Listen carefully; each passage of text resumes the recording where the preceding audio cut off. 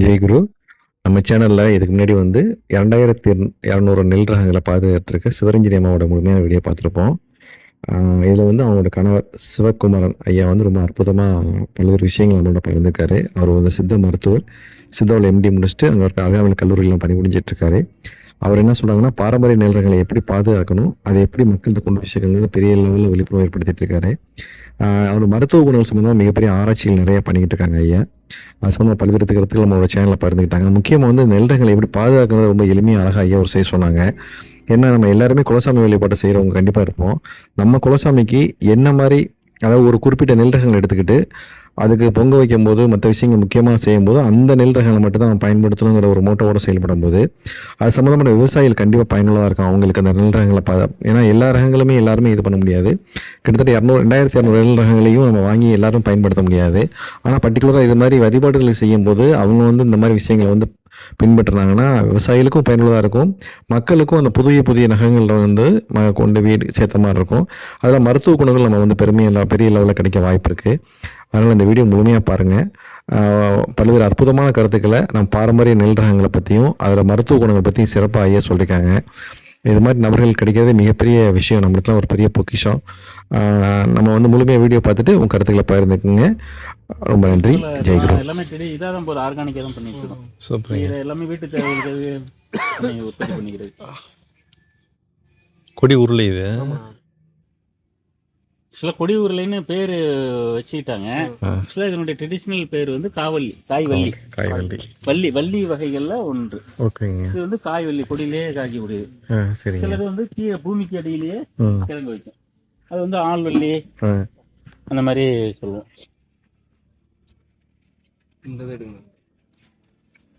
நல்லா பெருசா இருக்கு.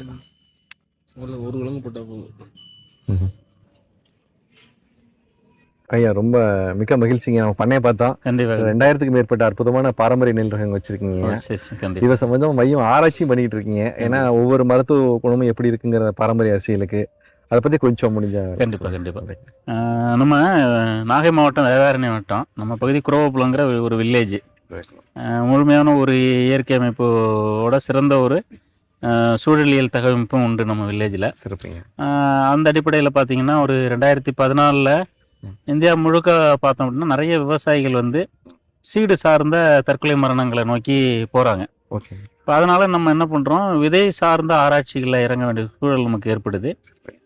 அது கிளைமேட் அடாப்டேஷன் இருக்கணும், நோய் தாக்குதல் தாங்கக்கூடிய திறன் இருக்கணும், பூச்சி தாக்குதல் தாங்கக்கூடிய திறன் இருக்கணும், எல்லா வகையான நில அமைப்பியலுக்கும் பயிர் வளரக்கூடிய, விளைச்சல் தரக்கூடிய அந்த தன்மை சார்ந்து இருக்கக்கூடிய எண்ணற்ற ஆய்வு சார்ந்த விஷயங்களை தான் நம்மளுடைய இடத்துல செஞ்சிட்ருக்கோம். இதில் வரக்கூடிய சிறந்த ரகங்களை ஒவ்வொரு பகுதிக்கேற்ற, மண்ணிற்கேற்ற, பகுதிக்கேற்ற நம்ம என்னென்னா, நம்ம நிறைய வெரைட்டிகள் ஒரு பகுதியில் உள்ள வெரைட்டி எடுத்து இன்னொரு பகுதியில் கொண்டு விளைவிக்கிறாங்க.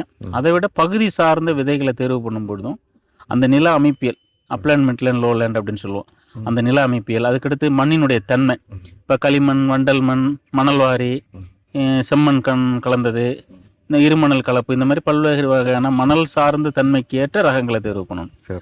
நீர் இருப்பு, இப்போ நிறைய நீர் அதிகமாக நம்ம வயலில் தண்ணி தேங்கும், ரொம்ப பள்ளமான பகுதி ஒன்று, இப்போ காட்டியான மாதிரியான பெரிய ரகங்களை, உயரமாக வளரக்கூடிய ரகங்கள், தண்டு கடினமான ரகங்களை தேர்வு பண்ணலாம். மேட்டு நிலங்களாக இருக்குன்னா சீரக சம்பா மாதிரியான ரகங்களை நம்ம தேர்வு பண்ணலாம். தண்ணீர் எவ்வளவு நாள் தங்கும் நம்ம வயலில், எவ்வளவு நீர் இருப்பு இருக்குது, எவ்வளவு சூரிய ஒளி, ஏன்னா ஃபோட்டோ சென்சேஷன் தான் மிக முக்கியம் நம்ம ட்ரெடிஷ்னல் வெரைட்டியை பொறுத்த வரைக்கும். அந்த ஃபோட்டோ சென்சேஷனை எந்த ரகம் சிறப்பாக நம்ம பகுதிக்கு ஏற்ற தன்மையோட வளருது அப்படிங்கிறதையெல்லாம் பொறுத்து ஒரு ஆய்வுபூர்வமாக நம்ம ஒரு ரகத்தை தேர்வு பண்ணணும். விவசாயிகளுக்கு வேண்டியது அனுபவ அறிவோட கூடிய அறிவியல் அறிவும் தேவைப்படுது தற்கால வேளாண்மையில். கண்டிப்பாக எவ்வளவுதான் நம்ம நுட்பமான விஷயங்கள் எடுத்து கையாண்டாலும் பருவநிலை மாற்றங்கள் மிக கடினமாக போயிட்டு இருக்கு ஒவ்வொரு ஆண்டும். கண்டிப்பாக நம்ம கணிக்க முடியாத அளவுக்கு வானிலை ஆய்வுகளையே ஏமாற்றக்கூடிய பல்வேறு சூழல் மாற்றங்கள் நடந்துகிட்டே இருக்கு. அதனால நம்ம என்ன பண்ணோம்னா, அதுக்கு தகுந்த மாதிரியான அறிவியல் ஆய்வுகளோட பாரம்பரிய அறிவையும் சேர்த்து இணைத்து நம்ம பயணிக்க வேண்டியதாக இருக்குது. வெறும் நெல்லுக்கு மட்டும் கிடையாது, எல்லா சிறுதானியங்களாக இருக்கட்டும், காய்கறி பயிர்களாக இருக்கட்டும், இதையெல்லாம் நம்ம வந்து எண்ணெய் வித்துக்களாக இருக்கட்டும், பருப்பு வகைகளாக இருக்கு, எல்லாத்துக்கும் அந்த அறிவை வந்து ரெண்டும் கலந்து எடுத்துகிட்டு போகும்பொழுது இன்னும் சிறப்பாக நம்ம மேம்படுத்த முடியும். இப்போ இருக்கக்கூடிய நவீன இயந்திரங்களை பயன்படுத்தக்கூடிய சூழல் தன்னியல்பாகவே வந்துருச்சு. ஒரு டிராக்டரினுடைய பயன்பாடு, ஒரு ட்ரோனினுடைய பயன்பாடு, என்னதான் ஒரு இயற்கை சார்ந்து ஒரு மீனமில்லம் தெளிக்கணும், ஒரு பஞ்சகவியை தெளிக்கணும்னா கூட நம்ம ஒரு ட்ரோனை பயன்படுத்தலாம், தவறு கிடையாது. ஏன்னா ஆள் பற்றாக்குறை, இப்போ லேபர் பற்றாக்குறை அப்படிங்கிறது வந்துருச்சு. அதுக்கு அடுத்து நம்ம மிக முக்கியமாக வலியுறுத்த வேண்டியது ஒருங்கிணைந்த பண்ணையம். ஒரே பண்ணையில் ஆடு, மாடு, கோழி, மற்ற காய்கறி பயிர்கள், எண்ணெய் வித்துக்கள், அதுக்கடுத்து அத்தியாவசிய உணவு தானிய பயிர்கள், இது எல்லாத்தையும் சேர்த்து நம்ம வந்து ஒருங்கிணைந்த பண்ணையமா உருவாக்கணும். அந்த ஒருங்கிணைந்த பண்ணையத்தை ஒரு 10-20 நபர்கள் கொண்ட ஒரு கூட்டு பண்ணையா மாற்றணும். கூட்டு பண்ணைக்கினுடைய அடுத்த வடிவம் அப்படின்னு பார்த்தீங்கன்னா கூட்டுறவு பண்ணை. இப்போ சீனாவில் மாவோ சொன்ன மாதிரி அதை வந்து கூட்டுறவு ஸ்ட்ரக்சருக்குள்ளே கொண்டு வரணும். நம்ம அதுக்கடுத்து கூட்டுறவு சந்தையை வந்து உருவாக்கணும். நம்முடைய இயல்பான நம்மளுடைய முன்னோர்கள் அமைப்பே எப்படி இருக்குன்னா, உள்ளூர் சந்தை உண்டு. வேதாரண்யம் பகுதியில் பார்த்தீங்கன்னா ஒவ்வொரு நாளுக்கும் ஒரு சந்தை, திங்கள் சந்தை அப்படின்னு சொல்லுவோம். ஞாயிற்று சந்தைன்னு உண்டு நம்ம கிராமங்களுக்கு. ஞாயிறு சந்தை திங்கள், செவ்வாய், புதன், வியாழன், வெள்ளி, சனி, இந்த வாரத்தினுடைய 7 நாட்களுக்கும் ரொட்டேஷனாக நம்ம வேதாரண்ய சரகம் முழுக்க 2 வாரங்களுக்கு ஒரு முறை அந்த சந்தையை கூடல் அப்படிங்கிறது இயல்பாக நடந்துக்கிட்டே இருந்துச்சு. இப்போ அதெல்லாம் வழக்கொழிந்துருச்சு. அந்த இயல்பான அந்த மக்களுடைய சந்தையை வந்து மக்கள் சந்தையை வந்து திருப்பி புதுப்பித்து நம்ம வந்து அதை கூட்டுறவு சந்தையாக கொண்டு போகணும். அதை வந்து மக்கள் அதிகமாக இருக்கக்கூடிய நகரங்கள், மாநகரங்கள், பெருநகரங்களை நோக்கி நம்மளுடைய விற்பனை சந்தையவும் விரிவுபடுத்தணும். எல்லாமே ஒருங்கிணைந்த கூட்டு பண்ணை முறையாகவும் கூட்டுறவு முறையாகவும் அதை வந்து கூட்டுறவு விற்பனையாகவும் மாற்றும் பொழுது இன்னும் சிறப்பாக அது மேலோங்கும். இந்த இயற்கை வழி வேளாண்மை, அது சார்ந்து இருக்கக்கூடிய நலன்கள் எல்லாமே. அதனால் நம்மளுடைய எண்ணங்களையும் மாற்றி அமைக்க வேண்டியதாக இருக்குது. அது சார் சிந்தனைகளை மாற்றி அமைக்க வேண்டியதாக இருக்குது. மக்கள் சக்தியை வென்றெடுக்க வேண்டியதாக இருக்குது. நிறைய அதுக்கடுத்து இதில் இருக்கக்கூடிய மிக முக்கியமான தரவு நீர்வள மேலாண்மை. நீர்வள மேலாண்மை அப்படிங்கிறது மிக மிக முக்கியமானது. எவ்வளவுக்கு எவ்வளோ நிலவளம் மிக முக்கியமோ அதுக்கு இப்போதைக்குள்ள சூழலில் நீர்வளம் மேலாண்மை அப்படிங்கிறது மிக முக்கியம். இன்னும் நிறைய இடங்களில் வாய்க்கால்கள் வந்து அடைபட்டு கிடக்குது. தன்னுடைய சொந்த சுயநலனுக்காகவும் அதுக்கடுத்து அதில் கட்டிடங்கள் எழுப்புதல் மாதிரியான முதலாளித்துவ போக்கின் காரணமாகவும் நிறைய நீர்வழி பாதைகள் அடைபட்டு நீர்வழி ஆக்கிரமிப்புகளாக்கப்பட்டு அதில் ஒரு சுயநல போக்கோட கூடிய தன்மை வந்து மேலோங்கி உடம்புல நரம்புகள் வந்து கரெக்டாக எங்கன்னா தான் ரத்தம் கரெக்டாக போகும். அது நரம்புகள் அடைச்ச மாதிரி இங்கே அந்த எல்லா இப்போ நான் சர்ச் பண்ண வரைக்கும் என்னுடைய பயணங்களில் பார்த்தீங்கன்னா நிறைய இந்த தஞ்சை, நாகை, திருவாரூர் மாவட்டங்களில் வந்து மிக பெருவாரியான இடங்களில் இந்த நீர் மேலாண்மை வந்து குறைவாக இருக்குது. மக்கள் வந்து சுயநல போக்கோட அந்த தவறான போக்கை வந்து கையில் எடுக்கிறாங்க. அதை வந்து தவிர்க்கணும். இது தமிழ்நாடு முழுக்க மட்டும் கிடையாது, இந்தியா நம்ம தேசம் முழுக்கவே இந்த நீர்வள மேலாண்மை வந்து நம்ம கையில் எடுத்தோம்னாலே இங்கே விவசாயம் அப்படிங்கிறது முப்போகம் அப்படிங்கிறத தாண்டி மிகச்சிறப்பான ஒரு கட்டமைப்பை நம்ம உருவாக்க முடியும். நம்ம எந்த அளவுக்கு சுயநலம் அப்படிங்கிறது எப்படி இருக்கணும்னா, நான் வந்து இன்னொருத்தர் வந்து ஒரு 2 குளம் வெட்டுறாரு, இன்னொருத்தர் ஒரு வாய்க்காலை தூர்வாடுறாருன்னா நான் 4 வாய்க்காலை தூர்வாருவேன்னு இருக்கணும். நான் 8 குளங்களை வெட்டோன்னு அந்த மாதிரியான ஒரு பொறாமை போக்கு இருக்கணும். பொதுநல போக்கோடு கூடிய பொறாமை இருந்துச்சுன்னா சிறப்பாக இருக்கும். இங்கே வந்து சுயநல போக்கோடு கூடிய ரொம்ப மற்றவர்களை வீழ்த்தக்கூடிய போக்கை வந்து நம்ம மாற்ற வேண்டிய ஒரு தனி மனித ஒழுக்கமும் இங்கே அவசியமாக தேவைப்படுது. ரொம்ப சிறப்புங்கய்யா. ஐயா வணக்கங்கய்யா. நம்ம பார்த்தோம் இப்போ 2000க்கு மேற்பட்ட ரகங்களை வந்து நீங்கள் வந்து இப்போ வந்து உற்பத்தி பண்ணியிருக்கீங்க, பராமரிச்சுக்கிட்டு இருக்கீங்க. இப்போ இவ்வளவு அற்புதமான விஷயங்களை இவ்வளோ வந்து பல மாநிலங்கள் பல பக்கத்து அலைஞ்சு கஷ்டப்பட்டு கொண்டு வந்து இப்போ நீங்கள் வந்து இதை பாதுகாக்கணும், வழங்குற தலைமுறைக்கு இதெல்லாம் போய் சேரணும் அப்படிங்கிறது மட்டும் இல்லாமல் இதில் மருத்துவ குணங்களையும் நீங்கள் தீவிரமாக ஆராய்ச்சி பண்ணி இதுக்கெல்லாம் இது பண்ணிட்டு இருக்கீங்க. அதை பற்றி கொஞ்சம். கண்டிப்பாக இப்போ ஒரு தரவுகளோடு நம்ம பேச வேண்டியதாக இருக்குது. இதை பேசும்பொழுது நான் தரவுகளற்று ஆய்வுகளற்று நம்ம எதையுமே மக்கள்கிட்ட எடுத்துகிட்டு போகிறது ஒரு தவறான விடயமாக போகும். இப்போ நம்ம பஜன்கோவில் ஒரு ஆராய்ச்சி மாணவி பிஜி பண்ணக்கூடிய ஒரு மாணவிக்கு வந்து நம்ம என்ன பண்ணுவோம்னா ஒரு 50க்கு மேற்பட்ட வெரைட்டிகளை ரேண்டமைஸ்டு செலெக்ஷனாக தான் எடுத்து கொடுத்தோம். நம்மளுடைய இடத்துலேருந்து ரேண்டமைஸ்டு செலெக்ஷனாக சீடு எடுத்து கொடுத்தோம். இந்த வெரைட்டின்னு கிடையாது, ரேண்டமாக நம்ம செலக்ட் பண்ணுறோம் நம்பர்ஸை. அந்த வெரைட்டிகள் எடுத்து அவங்க பாப்பா உற்பத்தி பண்ணுறாங்க. உற்பத்தி பண்ண பிறகு அதில் கிடைக்கப்பட்ட அரிசி என்ன பண்ணுறாங்கன்னா ஆராய்ச்சிக்கு எடுத்துக்கிறாங்க. ஆராய்ச்சிக்கு எடுத்துக்கிட்டு அதில் இருக்கக்கூடிய தரவுகள் பார்த்திங்கன்னா அரசாங்கம் சொல்லக்கூடிய அந்த ஃபோர்ட்டிஃபைட் ரைஸில் சொல்லக்கூடிய போலிக் ஆசிடு, சிங்கு, அயன் இந்த காம்பவுண்டை வந்து எடுத்து ஆராய்ச்சிக்கு உட்படுத்தும் பொழுது அந்த 50க்கு மேற்பட்ட 50+ வெரைட்டிகளில் மிக பெருவாரியான வெரைட்டிகளில் வந்து இது எல்லாமே அரசு சொல்லக்கூடிய அளவை விட விகிதாச்சார அளவை விட அதிகமாகவே இருக்கிறத நம்ம நேரடியாக கண்கூட ஆராய்ச்சி தரவுகள் மூலமாகவே நம்ம பார்க்குறோம். இது மட்டும் இல்லாமல் பல்வேறு நோயாளிகளுக்கு இப்போ கருப்பு கூனி அரிசி எடுத்து பயன்படுத்துகிறதா இருக்கட்டும், காளான் நமக்கு எடுத்து பயன்படுத்துகிறதா இருக்கட்டும், நம்ம தமிழ் மருத்துவத்தில் சொல்லக்கூடிய நபரை பயன்படுத்துகிறதா இருக்கட்டும், அதுக்கடுத்து தமிழ் மருத்துவத்திலே பார்த்திங்கன்னா கருங்குருவை அரிசி எடுத்து பயன்படுத்துகிறோம். இந்த மாதிரியான அரிசிகளை எல்லாம் எடுத்து பயன்படுத்தும் பொழுது இன்னும் வரிசையாக நம்ம சொல்லிகிட்டே போகலாம். அரிசிகளுடைய எண்ணிக்கை, மருத்துவ குணமுடைய அரிசிகளுடைய எண்ணிக்கை பொதுவாக ஒரு கான்செப்ட். ரத்தசாலி எடுத்தோம்னா அதில் மிகையான மருத்துவ குணங்கள் நிறைந்திருக்கு. கருங்குருவையில் அதுமாரி மிகையான மருத்துவ குணங்கள் நிறைந்திருக்கு. கருங்குருவை பார்த்திங்கன்னா தோல் நோய்களுக்கு பயன்படுத்தலாம். அதுக்கடுத்து பார்த்திங்கன்னா சிறுநீரகம் சார்ந்த நோய்களுக்கு பயன்படுத்தலாம்.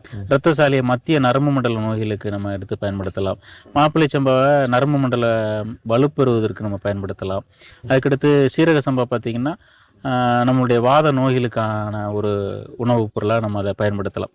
இப்போ வந்து உணவுப் பொருள்களை வந்து உணவுப் பொருள்களாக நம்ம பார்ப்போம்.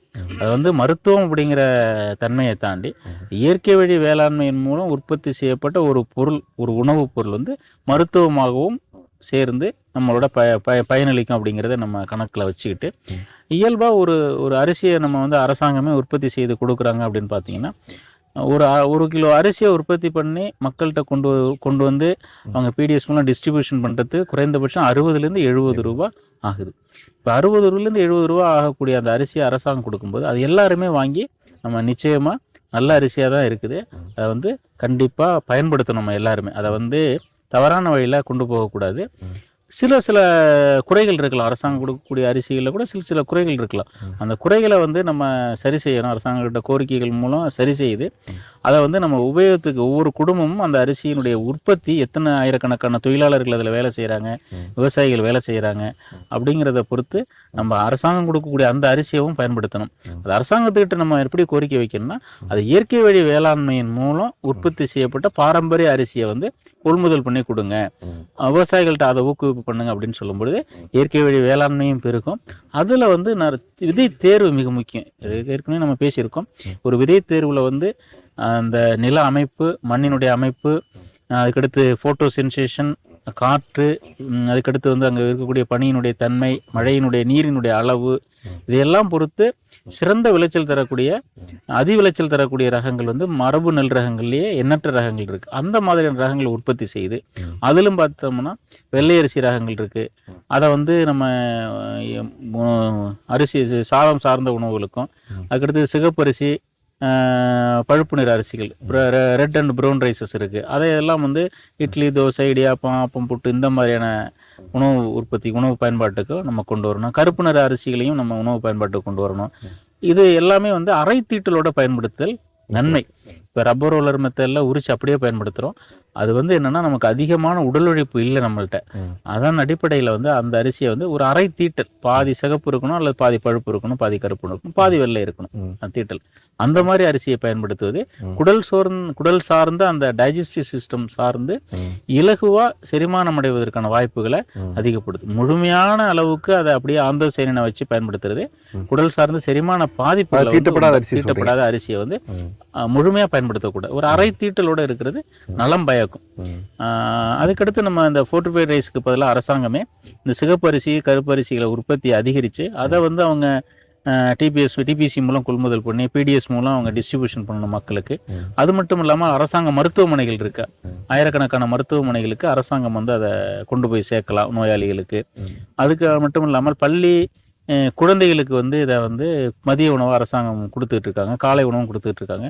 இந்த காலை மதிய உணவுகளுக்கு குழந்தைகளுடைய ஊட்டச்சத்துக்களுக்கு வந்து நம்ம இந்த மரபு அரிசிகளை வந்து பயன்படுத்தும் போது விவசாயம் வளம் பெறுவாங்க, குழந்தைகளும் வந்து ஊட்டச்சத்துள்ள உணவை வந்து எடுத்துக்கொள்ளக்கூடிய ஒரு வாய்ப்பு கிடைக்கும்.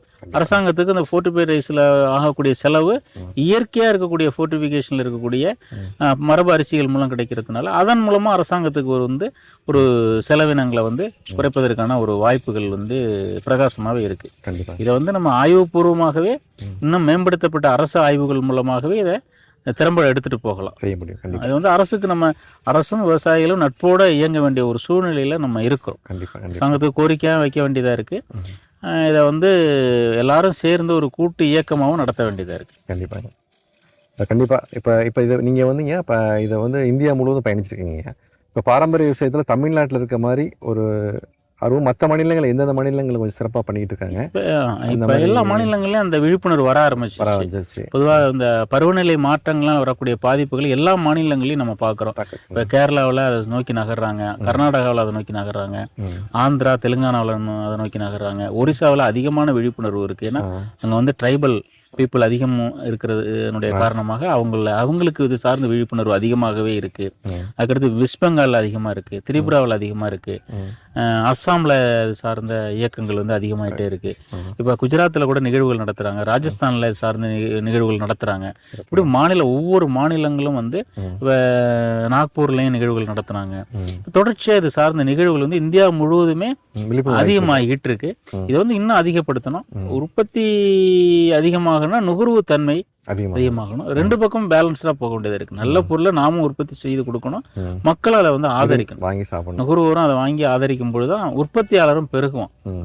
நம்ம உற்பத்தியை மட்டும் அதிகப்படுத்திட்டே போனா அவன் விற்பனை ஆகலைன்னா, சந்தைப்படுத்த முடியலன்னா அவங்க வந்து கஷ்டப்படுவாங்க, பாதிப்படைய செய்வாங்க. கண்டிப்பாக. இப்போ இதுலைங்க இப்போ ஒரிசாவில் சொன்னீங்க. ஒரிசாவில் பெரும்பாதி நிறைய பேர் ஆரம்பத்தில் பயன்படுத்தினாலும் இப்போ அந்த விழிப்புணர்வு அதிகமாக இருக்கு அவங்களுக்கு. அப்போ அங்கே வந்து இந்த பூரி ஜெகநாதர் கோயிலில் வந்து ரெகுலராகவே பாரம்பரிய கொடுத்தாங்கன்னு அந்த நிகழ்வு. ஆமாம், வரலாற்று பதிவுகள் இருக்குது. சமீபத்தில் கூட நான் ஜெகநாதர் கோயில் போயிட்டு வந்தேன் கடந்த ஆண்டு. சரி. ஆனால் வந்து நேரடியாக வந்து அந்த அளவுக்கு முன்ன மாதிரி இல்லைன்னு தான் நம்ம சொல்லணும். அதை வந்து இங்கேயே நம்ம ஊக்குவிக்கலாம் அப்படின்னு சொல்லி தான் முயற்சி எடுத்துட்டு இருக்கிறோம். நம்ம கோயில்களில் அன்னதானம் போடுறோம், அங்கேயும் இது மாதிரி பயன்படுத்தலாம். கொஞ்சம் என்னன்னா மக்கள் வந்து நம்ம தமிழ்நாட்டு மக்கள் வந்து குலதெய்வ வழிபாட்டில் வந்து சிறந்தவங்க. மற்ற பெருதெய்வ வழிபாட்டை விட குலதெய்வ வழிபாடுங்கிறது அனைத்து குடும்பங்கள்லையும் வந்து வேரூன்றி போயிருக்கு.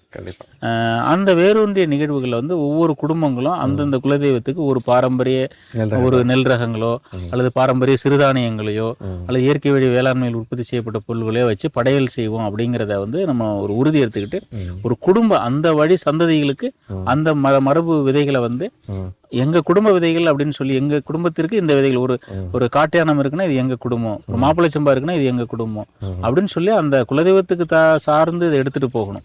எடுத்துட்டு போகும்போது இது வந்து இன்னும் சிறப்பா இருக்கும். ஏன்னா இதையும் நம்ம வலியுறுத்திட்டு இருக்கோம் மக்கள்கிட்ட. குலதெய்வ வழிபாட்டுக்கு இதை வந்து பாரம்பரிய அரிசியை வந்து உங்களுக்குன்னு ஒரு வெரைட்டியை தேர்வு பண்ணுங்க, அது உங்க குலதெய்வத்துக்கான படையலா அது வழித்தோன்றலா கொண்டு போங்க, உங்க குழந்தைங்கள்ட்ட இதை வலியுறுத்துங்க அப்படின்னு சொல்லி நம்ம கொஞ்சம் மாற்று வடிவமாக அதை சொல்லிட்டு இருக்கோம். ரொம்ப முக்கியமான கருத்து நீங்க சொல்ல வேண்டிய ரொம்ப மக்களுக்கு சமுதாய தேவையான கருத்து. ஏன்னா குலதெய்வ வழிபாடு பண்ணும்போது கண்டிப்பா விட்டுற மாட்டாங்க. அவங்க ஜெனட்டிக்கா பாரம்பரியமா சரி நம்ம தாத்தா பயன்படுத்தினது பாட்டா பயன்படுத்தினதுன்னு சொல்லி கண்டிப்பா வந்து அதுக்காண்டாச்சு பாதுகாத்து இருந்த கண்டிப்பா ரொம்ப சிறப்புங்க. இப்போ வந்து நீங்க மருத்துவராகவும் இருக்கீங்க. மருத்துவத்துறையில இதை எப்படி வந்து நீங்க இந்த பாரம்பரிய ரகத்தை வந்து நீங்க மக்களுக்கு கொண்டு போய் சேர்க்க? இப்போ அது சார்ந்த முன்னெடுப்புகள் நிறைய சித்த மருத்துவர்கள் மற்றும் ஆயுர்வேத மருத்துவர்கள், அது சார்ந்த இயற்கை வழி மருத்துவர்கள், அதுக்கடுத்து நவீன மருத்துவர்களோட கலந்துரையாடல். அவங்களும் இதில் ஆர்வமாக இருக்கக்கூடிய மருத்துவர்களுக்கு என்னென்ன ரகங்கள் வந்து எதில் சிறப்பான பங்களிப்பு அளிக்கும் அப்படிங்கிறத பேசி அது சார்ந்து இயங்கிட்டு இருக்கோம்.